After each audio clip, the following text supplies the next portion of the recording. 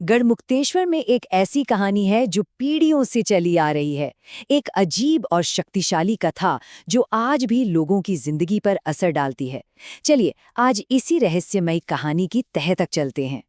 तो सवाल यह है कि क्या वाकई एक पूरी की पूरी बारात पत्थर में बदल सकती है? यही वो सवाल है जो अपने आप में हैरान कर देने वाला है और हमें सीधे सिद्धनाथ मंदिर की कहानी की ओर ले जाता है। एक ऐसी जगह जहां हकीकत और कल्पना की सीमाएं धुंधली सी हो जाती हैं। इस कहानी को समझने के लिए हमें सदियों पहले हुई एक घटना को देखना होगा। चलिए देखते हैं कि आखिर हुआ क्या था। स्थानीय लोगों के मुताबिक दूल्हे से लेकर मेहमानों तक पूरी की पूरी बारात जो नाच गा रही थी वो एक ही पल में पत्थर में तब्दील हो गई। और हाँ, ये सिर्फ कोई सुनी सुनाई बात नहीं है। गांव वाले आज भी उस पत्थर की शिला की तरफ इशारा करते हैं जिसे वो सिली कहते हैं और उसे इस अविश्वसनीय घटना का जीता जागता सबूत मानते हैं। तो सवाल उठता है कि आखिर इतनी बड़ी, इतनी भयानक घटना हुई क्यों? देखिए, इस कथा में इसका एक बहुत साफ और कह सकते हैं एक चेतावनी भरा जवाब छिपा है। देखिए, ये कहानी एक सबक की तरह है जो एक भूले हुए वादे के इर्द गिर्द घूमती है। हुआ ये कि बारात ने सुरक्षित वापसी के लिए सिद्धनाथ बाबा से एक मन्नत मांगी थी, एक वादा किया था। लेकिन शादी की खुशी में वो अपना वादा निभाना भूल गए और बस इसी का नतीजा था वो भयानक श्राप। अब दिलचस्प बात यह है कि ये कहानी सिर्फ इतिहास का हिस्सा नहीं है। ये आज भी लोगों के दिलों में एकदम जिंदा है। एक ऐसा विश्वास जो पीढ़ी दर पीढ़ी चला आ रहा है। वहाँ के जो स्थानीय निवासी हैं, जैसे गौरव त्यागी, वो इसे कोई मिथक या कहानी नहीं मानते। उनके लिए तो ये उनके इतिहास की एक सच्ची घटना है। और मंदिर की ये ख्याति सिर्फ गांव तक ही सीमित नहीं है।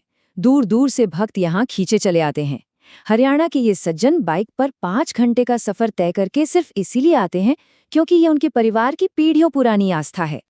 इस एक घटना का असर इतना गहरा हुआ कि इसका नतीजा आज भी देखने को मिलता है। इसने 2 समुदायों के बीच एक ऐसी दीवार खड़ी कर दी जो आज तक नहीं टूटी है। इसका असल दुनिया पर जो असर पड़ा वो हैरान करने वाला है। इस एक श्राप की वजह से, या कह लीजिए इस गहरी परंपरा की वजह से, आज भी इन 2 गांवों के बीच शादियां नहीं होती। ये रिश्ता पूरी तरह से वर्जित है। सोचिए, जैसा कि कहा जाता है, 2 गांवों का रिश्ता सिर्फ एक प्रसाद की वजह से टूट गया। ये बात दिखाती है कि इस कहानी का सामाजिक असर कितना गहरा और स्थायी रहा है। लेकिन इस मंदिर की कहानी सिर्फ एक श्राप तक ही सीमित नहीं है। ये आज के दौर के चमत्कारों और एक गहरी सुरक्षा की भावना का भी केंद्र बना हुआ है। 7, बस ये एक नंबर याद रखिए। ये संख्या मंदिर परिसर में होने वाले एक ऐसे चमत्कार से जुड़ी है जिस पर यकीन करना मुश्किल हो जाता है। ये है मंदिर का वो पवित्र पेड़।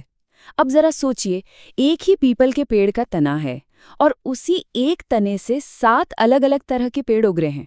और सबसे हैरान करने वाली बात तो ये है कि ये पेड़ अंदर से पूरा खोखला है, फिर भी एकदम हरा भरा रहता है। लोग इसे देवता की शक्ति का साक्षात प्रतीक मानते हैं। और ये आस्था सिर्फ कहानियों या उस पेड़ तक ही सीमित नहीं है। वहाँ के लोग मानते हैं कि सिद्धनाथ बाबा खुद उनके गांव को ओलों की मार से बचाते हैं, उनकी फसलें तबाह नहीं होने देते।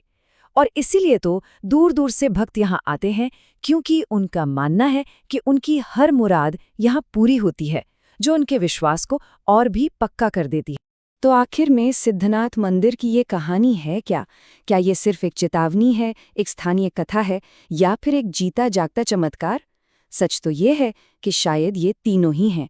ये हमें याद दिलाती है कि कैसे विश्वास समुदायों को शक्ल दे सकता है, परंपराएं बना सकता है और सदियों तक जिंदा रह सकता है। ये उन कहानियों की ताकत का एक बेहतरीन उदाहरण है जो हम एक दूसरे को सुनाते हैं।